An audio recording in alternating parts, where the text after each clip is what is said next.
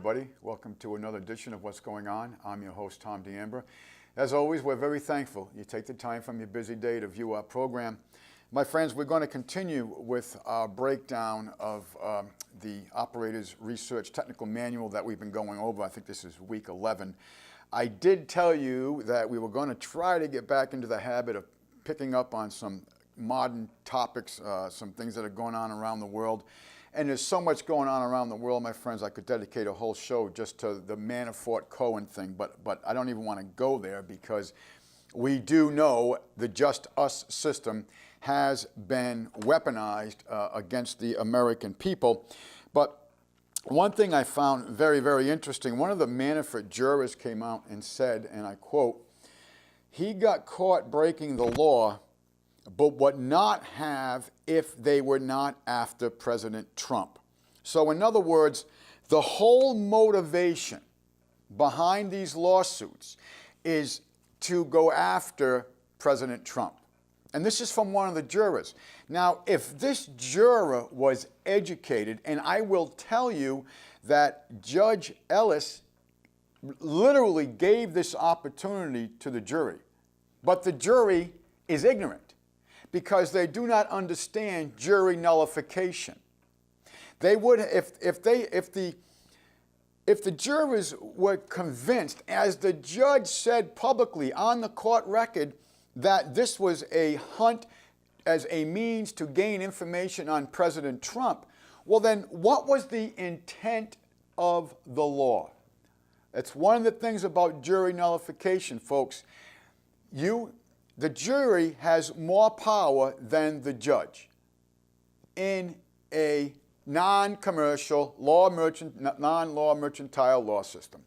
But even with the premise, because we are under a commercial law system, I get that, and we've broken that down for you many times in this program, but even now, the jury still has more power than the judge, but the juries are ignorant. They've never even heard of jury nullification. They could have just nullified this whole process because of the statements by the judge that this was nothing but a hunt to gain information on President Trump. It was a misapplication of law. As another juror said, that what practice he did goes on all the time and is accepted today. And then the other juror came out and said, as I just read to you, the whole motivation of this case was to go after President Trump. The Just Us system protecting the system. Okay, a couple of quick things also. I know there's been 3 indictments here on Republican members of Congress, and one of them was Representative Duncan, who has a phenomenal, well, I won't say phenomenal, but how about a positive voting record in my eyes. And they're going after him, and they're indicting him because his family flew a pet rabbit on a government aircraft. You heard me right. His daughter flew a pet rabbit on government aircraft. So they have indicted him for misuse of application of government funds. They also found out, because you are able to buy your staff food. Well, on one occasion that they've come forward with, he actually bought some people on his staff to go along with the dinner, beer and wine. So they are charging him with a misapplication of government funds. Now, during the Obama campaign, 2012, Obama campaign misappropriated $84 million. Let me say that again. The Obama campaign misappropriated $84 million in, as they said in the quote, in misspent funds. No indictments were processed, and guess what the penalty was? A penalty of $345,000. Yep. So they misappropriated 84 million, and their penalty, no one went to jail, no indictments, their penalty was $345,000. That's a pretty good profit, wouldn't you say?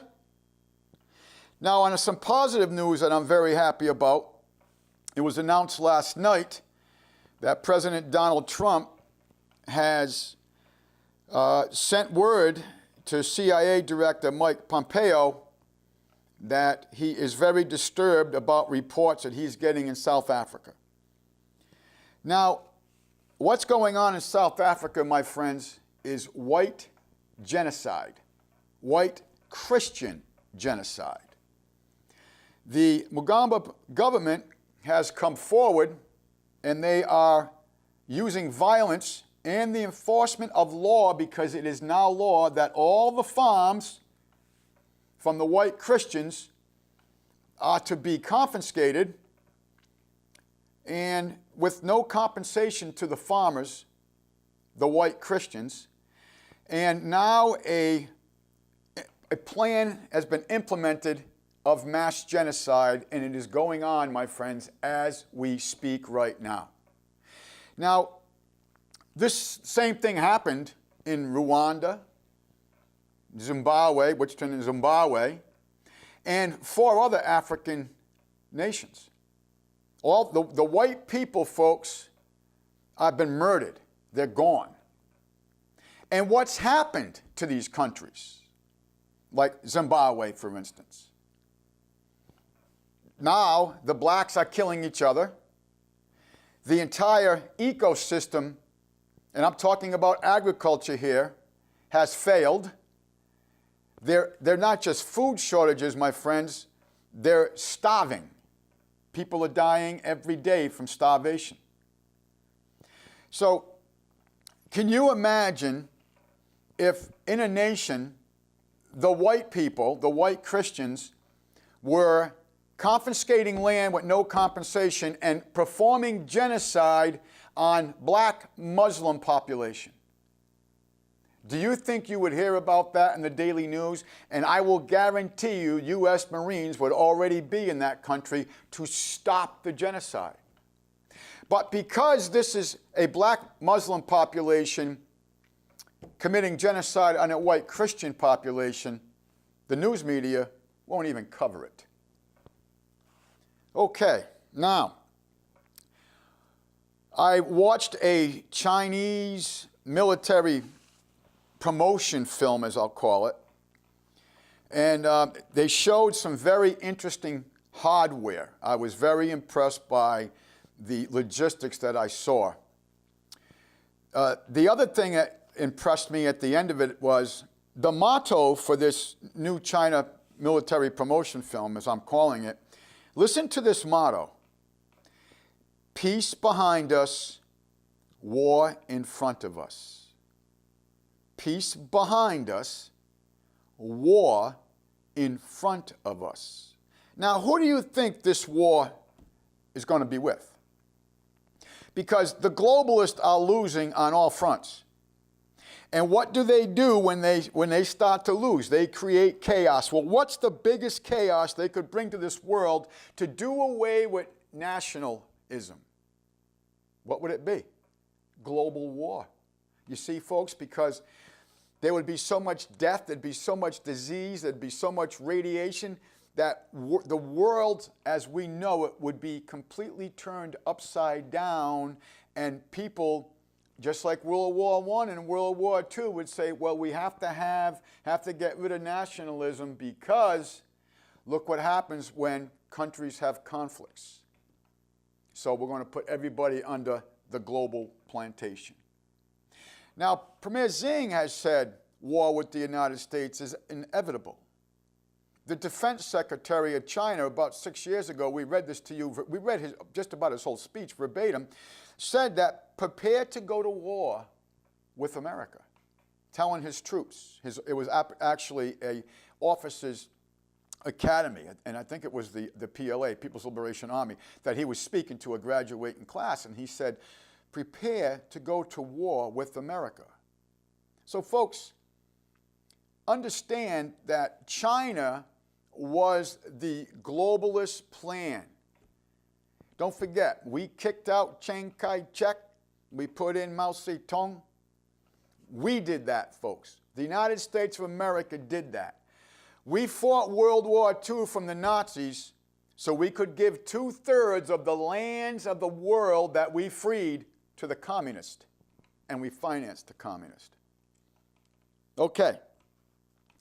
Now, this past week, your taxpayer-funded money in Minneapolis, Minnesota, and I am speaking about the bond that we all cover, all these major league stadiums, particularly football. The U.S. Bank Stadium, which is a taxpayer-funded in Minneapolis stadium. Now, folks, before I even get into this, understand this. The NFL uses your tax money through bonds to build their stadiums because they have an agreement with DHS, Department of Homeland Security. So think about this, though. And then they open the gates. They get sponsors. In this case, it's U.S. Bank. They get sponsors to pay for the sponsorship. They get sports teams to play. They get all these different venues, concerts, rock concerts, country concerts, all these different venues that they make money on. You think any of that profit goes to pay for the bond that we're a co-surety to? Not a penny.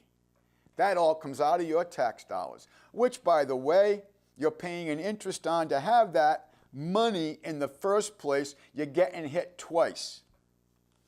But that's not the reason why I bring this up. But at this taxpayer-funded facility in Minneapolis, there was a venue that was not listed on the events listing for this stadium, which is unbelievable. They didn't even list it publicly, so you couldn't go online and see this was about to happen. But what they did is they had over 30,000 Muslims chanting Allah Akbar, and then they did animal sacrifice known as Eid al-Adha. And I hope I'm pronouncing that correct. It's EID-AI-ADHA. Eid al-Adha. And when I did some research on this, I'm like, okay, a lot of cultures, a lot of religions did animal sacrifices, blood, blood, blood, blood, blood. But this is actually an annual celebration where they massacred Jewish people. They annihilated everybody, men, women, and children. There was no survivors left. This took place in 628. And the organization that put this together, now understand, my friends, this took big money. It takes big money to organize this and to finance this and to logistically support this. So when I went to the site, I wanted to find out what organization actually funded this. And it was an organization known as SuperID, Super EID. You get it? Football stadium, Super Bowl, SuperID. But when you weren't father, they would not release any information about what corporations actually did the funding for this. Or was it a government corporation?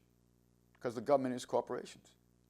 As I've read to you before many times, the United States governments, they're all insolvent, but they are made up of about 35,000 different corporations. I know that sounds crazy. I don't have time to get into all that right now.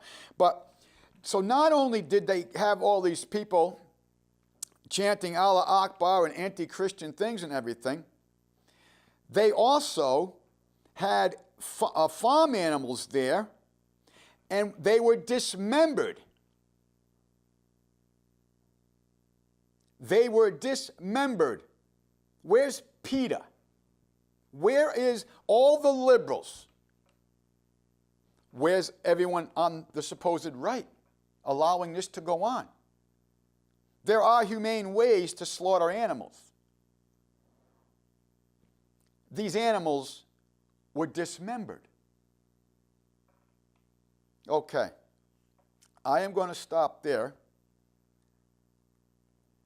This is a picture, and we've had this before to you, of skyline, New York City skyline, 1958. This is the New York City skyline, the Hindu god Ishtar, 2016, the god of death. Now this here is a quote from the Quran. You may kill an enemy fighter or an adulterer and eat his body. Now, I brace you, if there's children in watching this program right now, you may want them to turn their head, because this is rather disturbing. Here we are, filleting human body parts of non-believers. Again, the Quran says you will eat their body parts. We will take out their hearts and eat them. And there we are, my friends. This is from Syrian TV. And grossly enough, we have a Muslim practicing cannibalism because it's in the Quran. And your tax dollars are financing this. And then we have things like happened to Molly Tibbet, who was brutally raped and murdered by a Muslim who had been deported, and then the city protected that person from ICE when they wanted him to be detained. And then he went out and did that crime. Folks, this is what they're doing to us. Okay, I want to stop there. Disturbing enough. Okay, here we go. Let's get back into our document.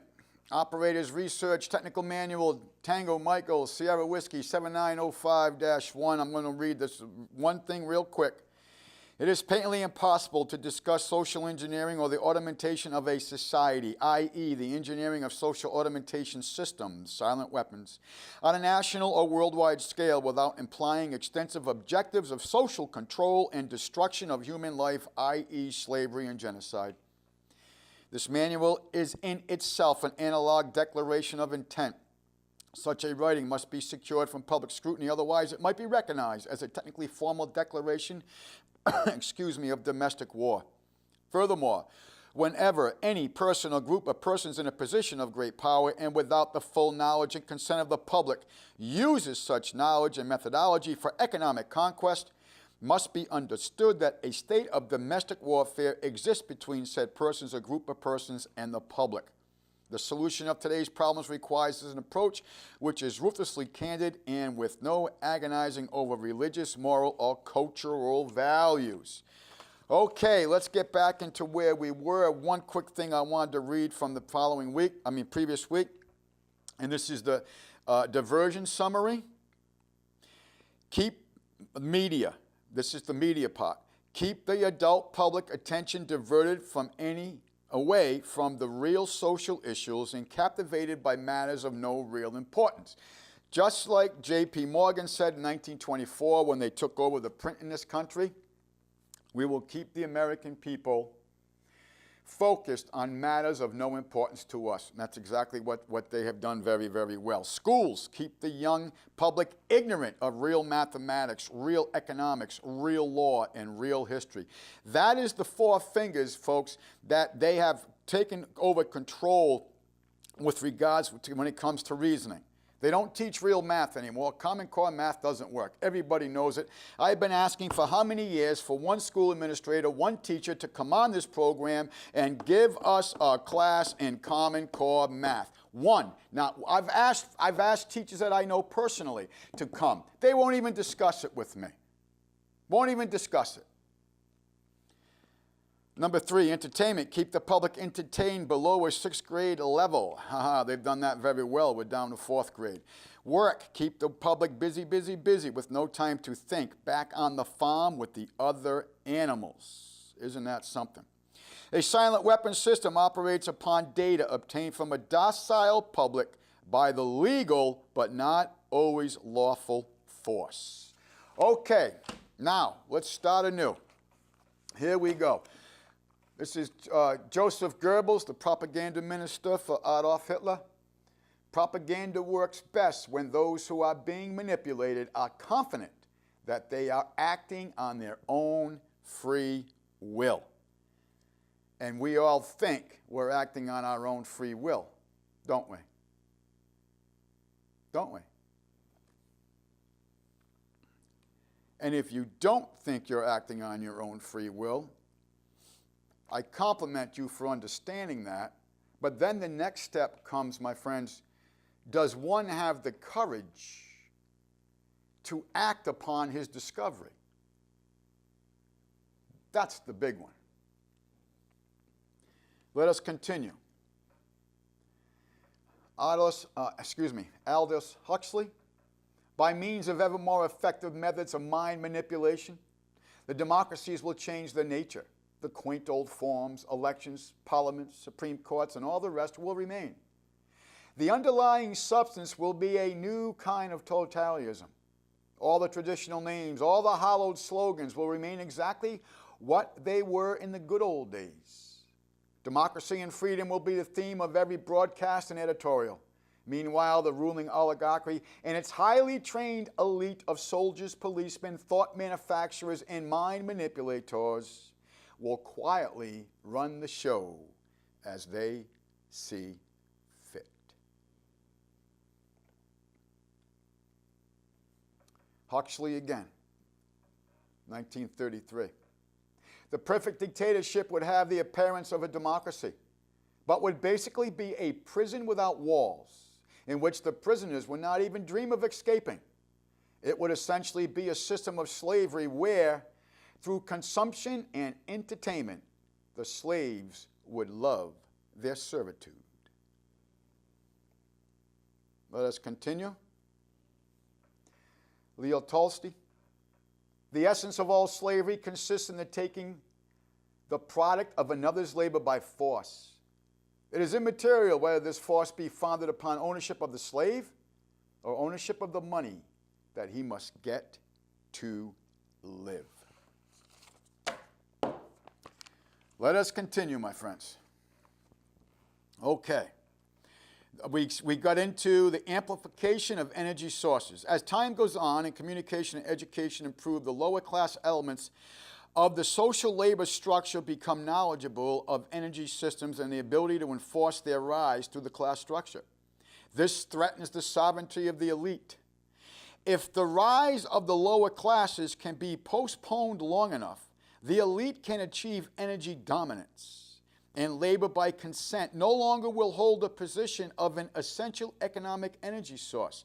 Until such energy dominance is absolutely established, the consent of the people to labor and let others handle their affairs must be taken into consideration, since failure to do so could cause the people to interfere in the final transfer of energy sources to the control of the elite. It is essential to recognize this at this time. Public consent is still an essential key to the release of energy in the process of economic amplification. Therefore, consent as an energy release mechanism will now be considered. Okay, do you understand what they're saying here? This is 1979, so they've already taken over the churches. They've already taken over the money system. By this time, it's lack of money system. It's post-1971. They've taken over the schools. They've got us in, even though there's no internet, there's three major TV stations at this point, completely all on board with this program. So they understand that they have to, as they said, lower the education level of the lower classes. Teach us not real math, not real law, not real history, not real science. Okay? It's what they've done. But this is 1979. Logistics. The successful application of a strategy requires a careful study of inputs, outputs, and we went over them. Their inputs, how they gain, gather, and consolidate information on us as a group and individually. From our DNA when we're born to when we die. The outputs as we read to you, are the things that they're able to influence and or control by the use of all the data that they gathered through the inputs, okay? The strategy, let me read, now that in case you missed some of these shows, so now you understand what the inputs are, what the outputs are, and we broke them down. And the inputs have gained tremendous amount of volume due to the use of RFID chips, technology, expanded census forms, expanded tax forms, all the things we volunteer for because we live in a state of fear. The successful application of a strategy requires a careful study of inputs, outputs, the strategy connecting the inputs and the outputs, and the available energy sources to fuel the strategy. The study is called logistics. A logistical problem is studied at the elementary level first, and then the levels of greater complexity are studied as the synthesis of the elementary factors. This means that a given system is analyzed, i.e., broken down into subsystems, and then in turn are analyzed until, by this process, one arrives at the logical atom, the individual. This is where the process of synthesis probably begins, and at the time of the birth of the individual. So, from the time of the birth of the individual, this process begins. They take your DNA, and your mother signs a bond called the birth certificate, and you're bonded into a commercial law system as a debtor. You with me? The artificial womb.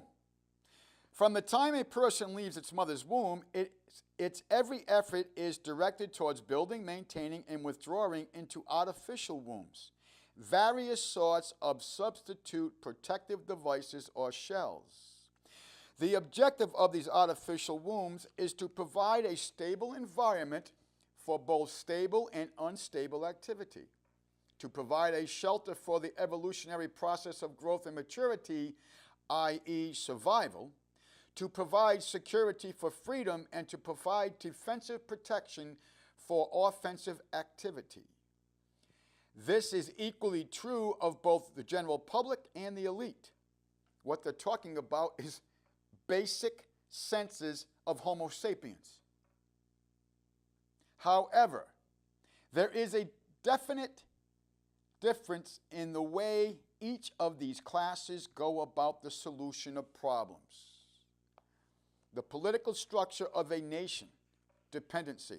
The primary reason why the individual citizens of a country create a political structure is a subconscious wish or desire to perpetuate their own dependency relationship of childhood. Simply put, they want a human God to eliminate all risk from their life, pat them on the head, kiss their bruises, put a chicken on every table, clothe their bodies, tuck them into bed at night, and tell them that everything will be all right when they wake up in the morning. The public demand is incredible. So the human God, now who do you think the human God is, folks? Think of this. Because this is the stage that's being presented to us. Okay? Don't forget, we're not supposed to know who the string masters are. We're just supposed to know who the puppets are. So who is the human God? Who has become the human God? We are now educated in a secular world. Who is the human God, my friends? Government is the human God. And it is the main tool of the elite. And it is completely controlled by the bankers, the elite. The public demand is incredible. So the human God, the politician, see, the human God, comma, the politician, because that's the puppet that you're allowed to see on the stage, meets incredibility with incredibility by promising the world and then delivering nothing. So who is the bigger liar? Question mark. The public? Question mark. Or the Godfather? Question mark. This public behavior is surrender, born of fear, laziness, and expectancy. In other words, you're expecting this to be given to you. But what's the number one emotion? Fear. Do you remember our Hegelian dialectic? Crisis, reaction, solution. Create a crisis, get the emotional response you want from the people, and then bring in the solution, all based on that emotional response that you brought forth to the people by creating the crisis. And what did Mr. Hegel tell his followers of the Hegelian dialectic? He said that fear had to be in the equation. And if you could put anger in the recipe, better. But you had to have fear. And what are they acting on here? What's the number one emotion that they are bringing out, my friends? Fear. Fear. Keep us in a state of fear. And that's what I was talking about earlier, that it is one thing to discover this, but it's a whole nother level to act upon it. Because it takes courage. And there are consequences for going against this system. It takes courage. Something the American people are in great need of. And the reason why they live in fear is because they're intimidated, because government has been weaponized against the people. And the reason why they lack the courage is, again, because they know there'll be consequence for even asking questions.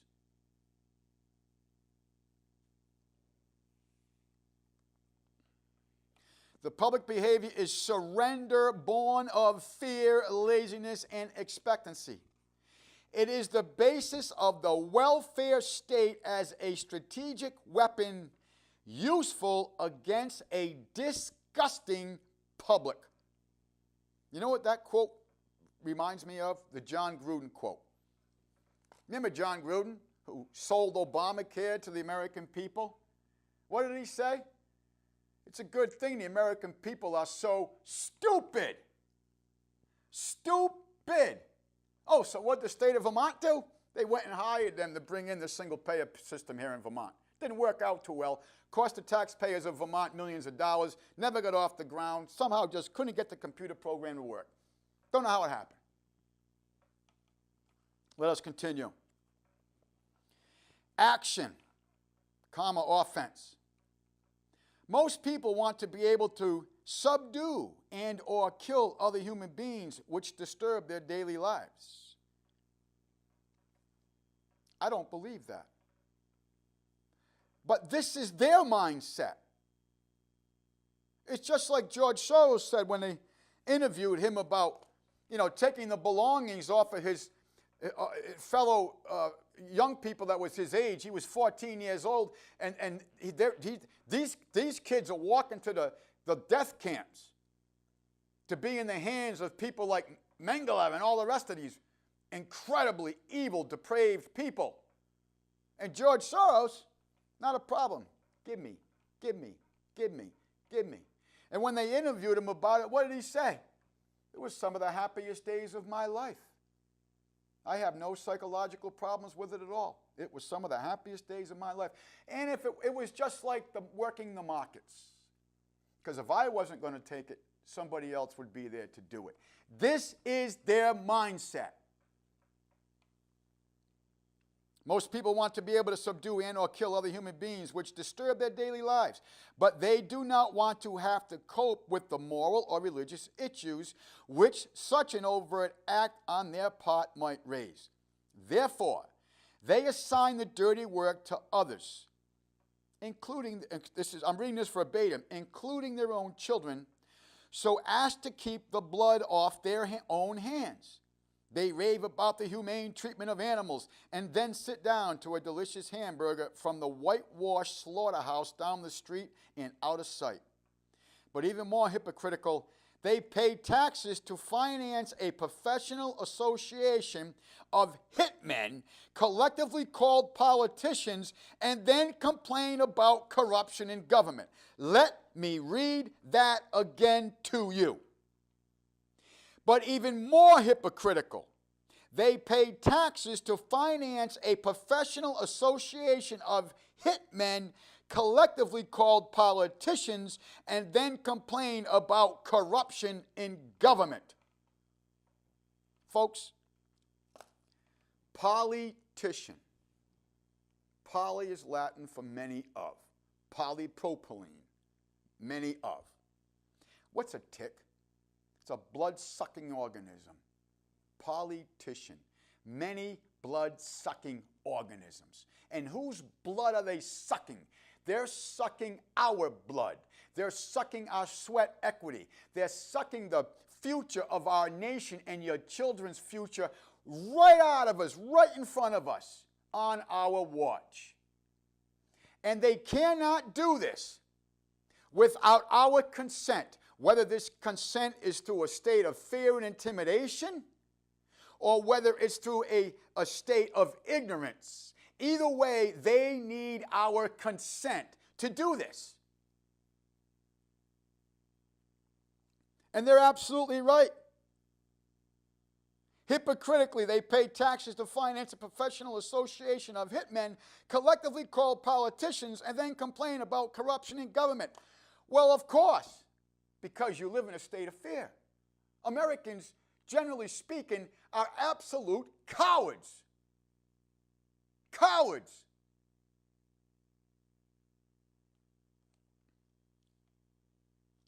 Let us continue. Responsibility. Again, most people want to be free to do other things, to explore, etc. But they are afraid to fail. The fear of failure is manifested in irresponsibility, and especially in delegating those personal responsibilities to others where success is uncertain or carries the possible or created liabilities, laws, which the person is not prepared to accept. They want authority, and the root word authority is author, but will not accept responsibility or liability. They hire politicians to face reality for them. And the politicians are what? A professional association of hitmen. You see, folks, that old saying, freedom's not free. No greater words and accurate words have ever been spoken. At all. Summary. The people hire the politicians so that the people can, one, obtain security without managing it. If you are not controlling your own security, then how can you have it without managing it? You don't, do you? Do you really have security? Do you own anything? Absolutely anything. Can you build anything without going to get their permission? Is there anything that you can do? Travel, build a house, put in a septic system. Heck, there's some states you can't even collect rainwater that falls off your roof without paying them to get their permission. You've got open borders. You've got the government using false flags against us collectively. We do not have security, my friends. We have a false sense of security. But we are completely insecure. And that is another dose in the recipe of creating fear. Let us continue. The people hire the politicians so that people can, number one, obtain security without managing. 2, obtain action without thinking about it. 3, inflict theft, injury, and death upon others without having to contemplate either life or death. 4, avoid responsibility for their own intentions. 5, obtain the benefits of reality and science without exerting themselves in the discipline of facing or learning either of these things. So all these things that we're leaving up to the politician.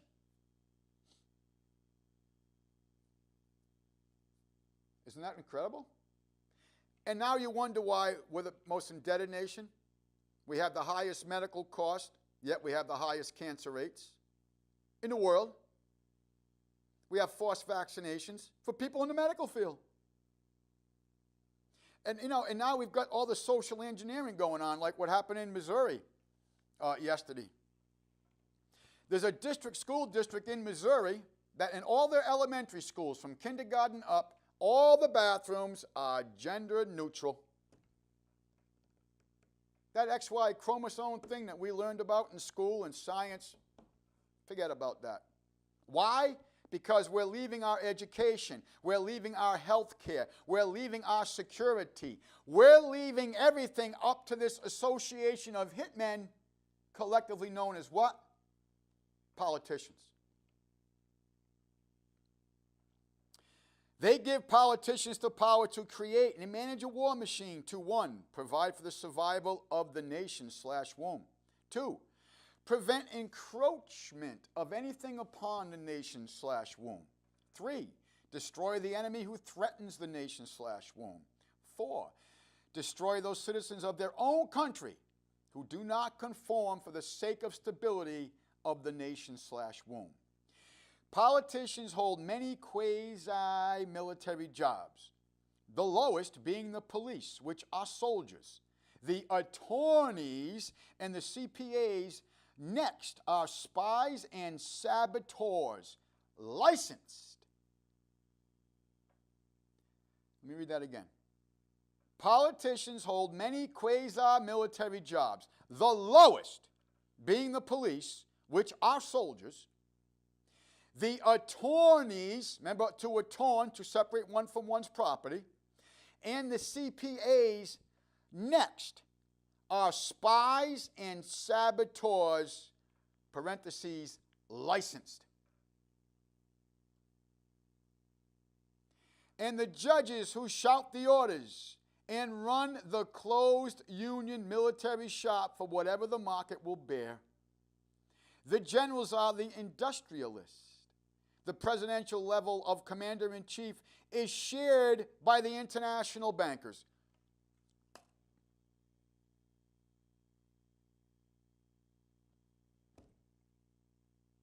Folks, what can I say to you?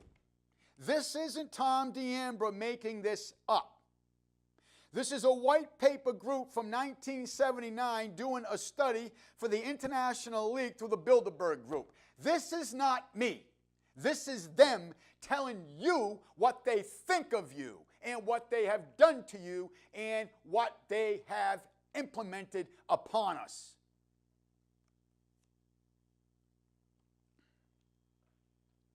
Let me read that again.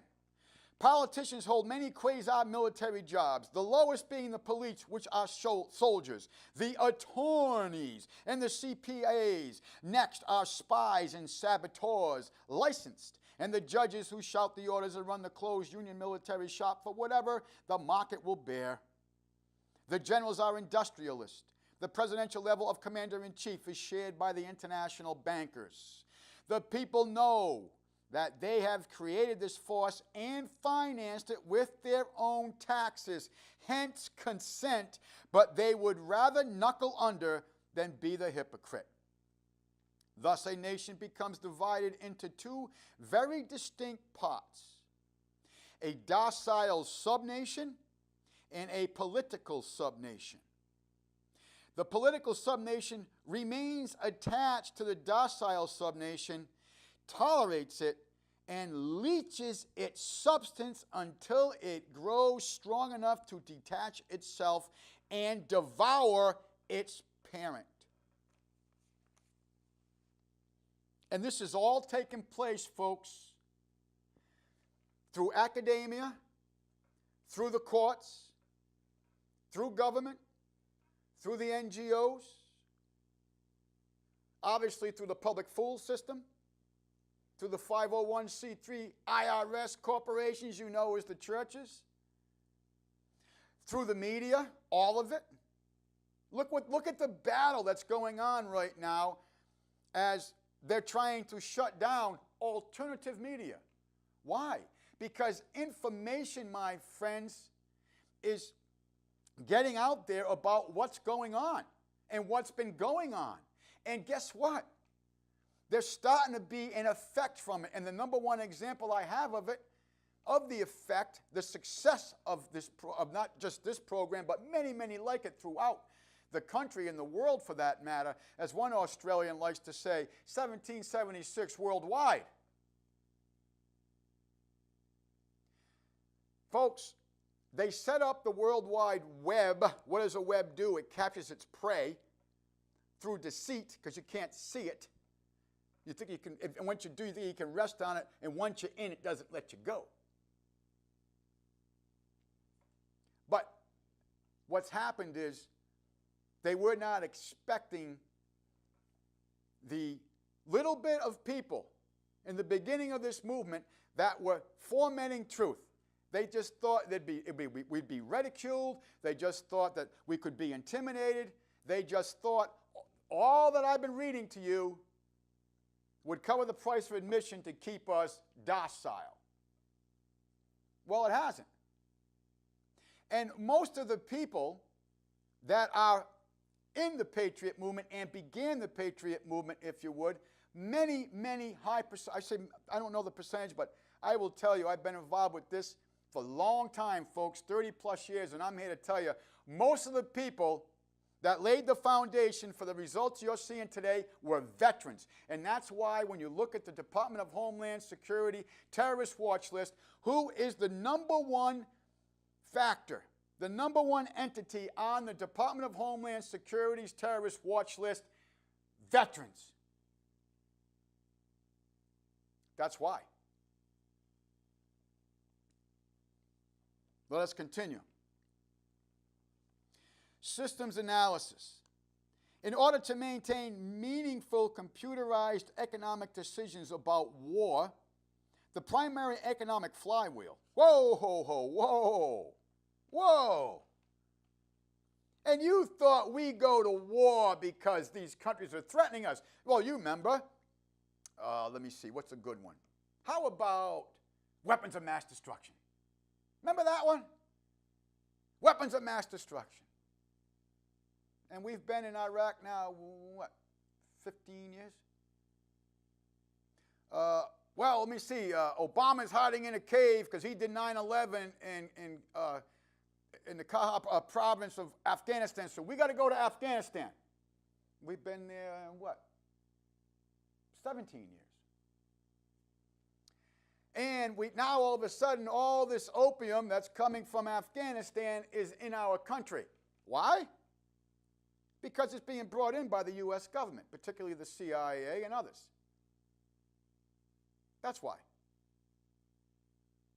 See, folks, the Taliban for 14 years had outlawed the growing of poppy, which is the plant that they make the black tarry opium. That's where all the heroin's coming from. I remember former Governor Schumer of Vermont saying, well, you know, we need more police, we need more of this, we got We need more. We need more from you because we got this terrible, even in Vermont, we got this terrible heroin program. How about making a phone call there, Governor, and tell the federal government you're no longer going to allow them to ship in the heroin into your state? How would that work? You didn't make that call? No. More police, more tax revenue, more liberties restricted. But what is the economic flywheel? The primary economic flywheel is what? War.